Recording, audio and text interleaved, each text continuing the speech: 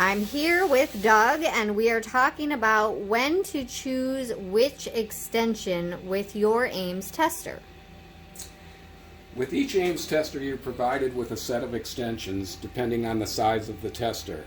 What the extensions do is allow you to close the gap so that you can read from the capacity of the tester on a Model 4.4 would be 4 inches down to less than 1 inch.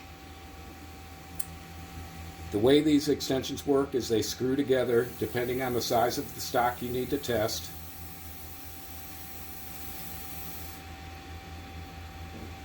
You want to make them tight, but not tight, not pliers tight. You want to make it hand tight.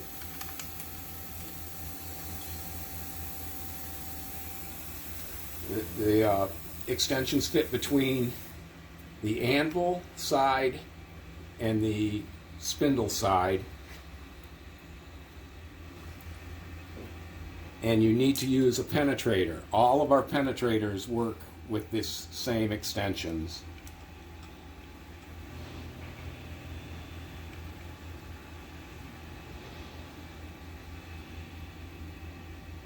Be firm but not overly tightened.